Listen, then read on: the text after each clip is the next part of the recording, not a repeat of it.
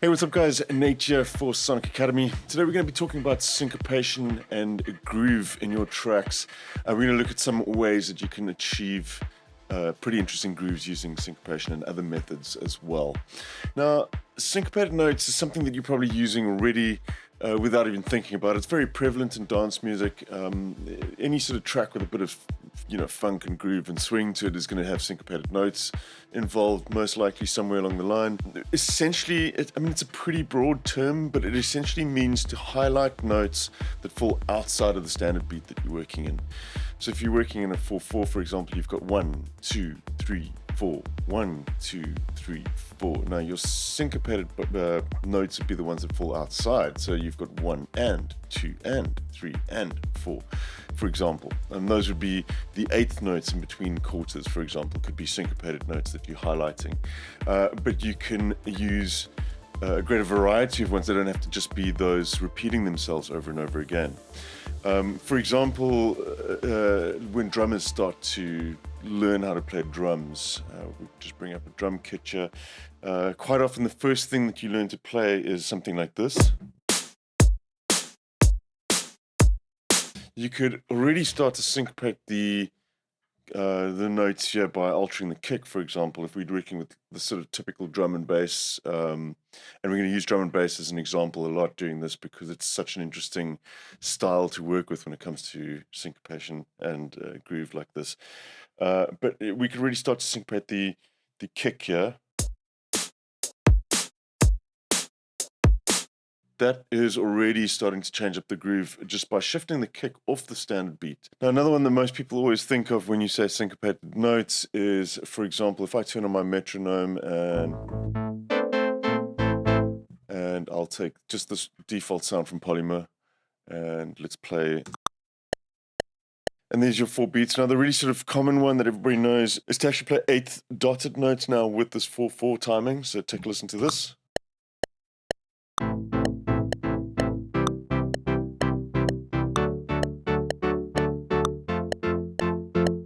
Can you hear what that's doing? It's falling outside of the beat. So let's just actually record that so you can see exactly what's happening there.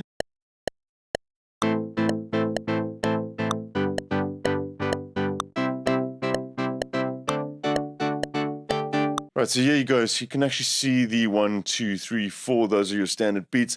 But now you're actually highlighting, because of this, basically playing every 8th dotted section. Every 8th note would be that there. So your 8th plus a half. You can see how these notes are falling on notes that are not within the standard beat. So we've got one on the 4th 16th here, for example, 3rd 16th. 2nd 16th, and then back onto the beat there again, and then back onto the 3rd 16th, and so on. That is very typical syncopated rhythms. Now, there's also a couple of interesting ways to achieve syncopation in grooves like this to generate these more interesting ideas when it comes to your groove. So this one that we looked at now is essentially just changing up the time signature to use a time signature that is not the one that you're working in. We can do this in many different ways, and when it comes to the drum and bass stuff, like I said, it's particularly interesting because of the speed that you're working at. You can kind of do half-time stuff, and you can do full-time stuff as well, and you get some really interesting results with that. So we're going to just play around here. I'm not going to use any sort of notes here. I want to just really highlight just the actual rhythm itself. I'm just going to change this to noise. And let's play this drum and bass beat because we can then just listen to how this is interacting with the rhythm of the track. I'm going to use this as the really simple one that we have here. For starters, we can change our 4/4 timing, which is... Let's change that to a quarter dotted.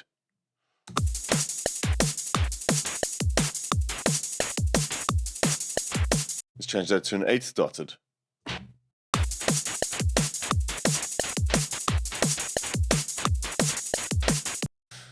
Let's change that to triplets.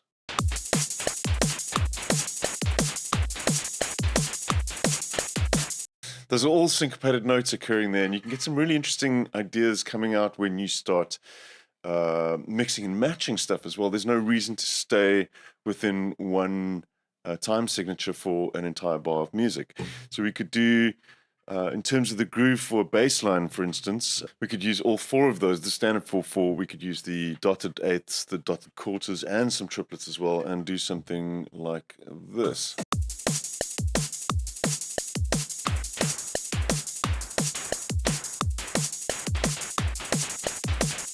There you go. So that's actually staying on the beat for the first two notes here.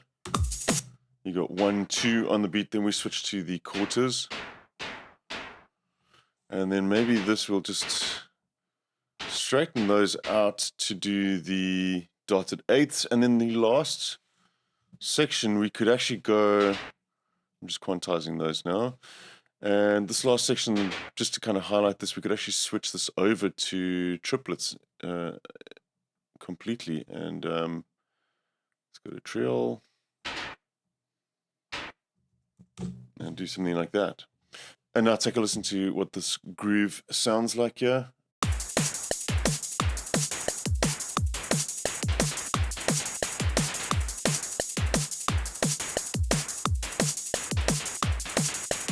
So that's achieving syncopated notes through messing around with the time signatures, and it's giving us a really interesting feel there now.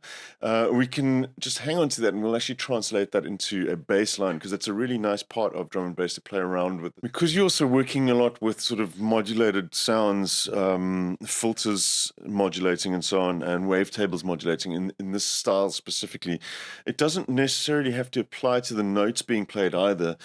You can use different modulation settings for bass lines like this one, where the LFO might be synced to a triplet for a certain sound that you're using, and it might be synced to a dotted eighth for another sound that you're using, and having that modulate stuff where you're playing a single note, but you're still achieving that syncopated groove by having the filter modulate outside of the regular beat that you're using. Now, another way you can do this as well is to use polymeter. Most people refer to polyrhythms, but technically not correct. Now we can try this out again, yeah. And what's interesting here is we're actually going to stick to these straight beats. So we're not going to syncopate this rhythm here. So we'll do that. Very, very straight, very, very boring. 4/4 timing. But watch what happens, and in Bitwig it's really easy to do this. Might not be as simple in other DAWs. Watch what happens if I change this. It's not going to be 4/4. We're going to change the length of our loop to something shorter, so that when we continue to loop this, we're getting this polyrhythm effect, and it constantly shifting out of time now. So now you're sort of generating syncopated notes by starting this earlier than what it should, and you end up with something like this.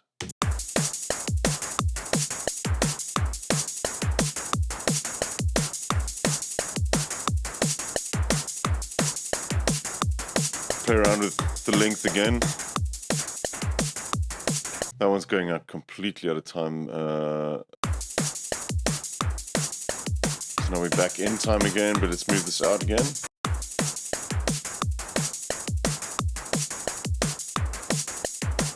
We can go longer too.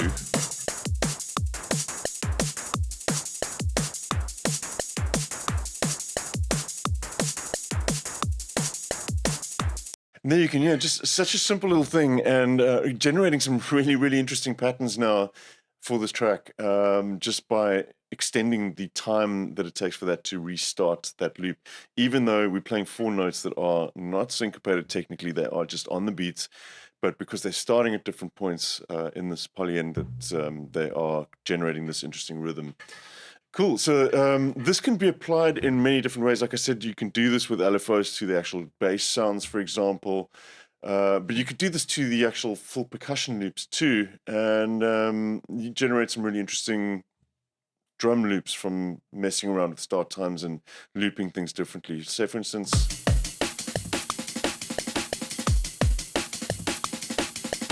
I mean, this is a pretty good example of that occurring. You can see this is pretty much like that same thing. They're using the syncopated loop, which is not, it's not a full beat, that it's not a full bar, and then it's just looping like so to create that sort of syncopated feel. And you can do that very easily. We'll do it with this one. All right, so I just got that bounce down. And you could do that by cutting up various sections.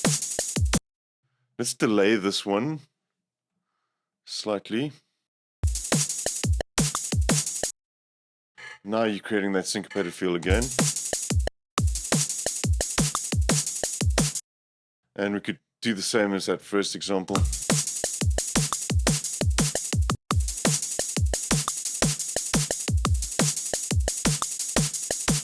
And see how those highlights now are falling outside of the standard beats. Again, those snares are in between beats here, generating a lot of interest. And there's also a great way to kind of create fills and stuff for your tracks too.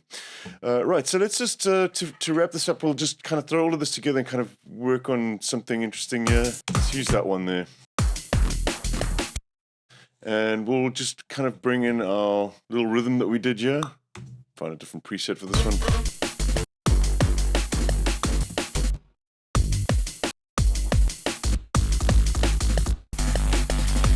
Just use something like this preset for this, just so you can kind of hear what's going on there.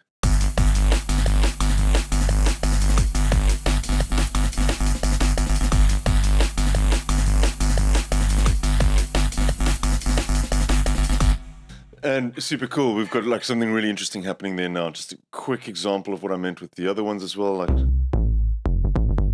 polymer patch here. Just gonna play a single note with this one.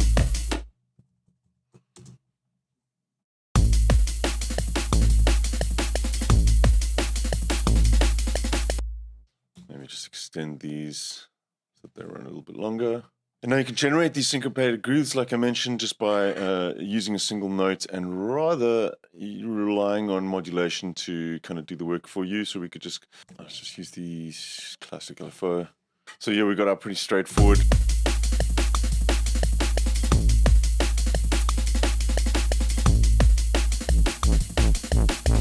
I'm just gonna make this unipolar.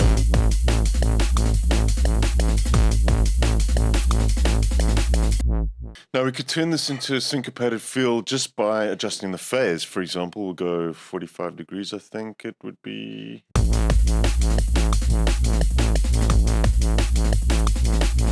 There you go. So you're already getting syncopated notes by shifting the highlighted section here for me is the brighter filter. You're moving that off the main beat now. But we could also do that by adding in a dotted note, for example, again.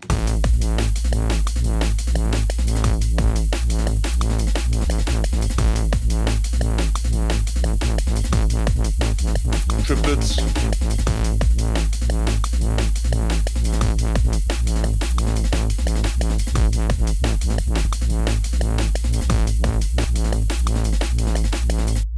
And of course, with Bitwig, this kind of thing is great because you can adjust all of this by automating them and adding different modulators to this. We could, for example, just add a random modifier here. And let's say we'll go with 2 of these. And we'll trigger this by sync and by sync. And let's say every half note maybe, and every quarter note maybe, or every half note as well. We're going to generate a random value, and we can apply this random value to choose one of these time signatures here.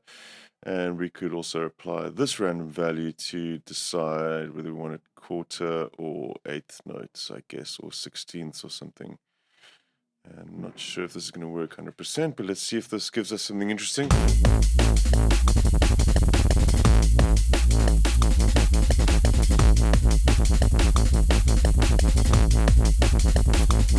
There you go.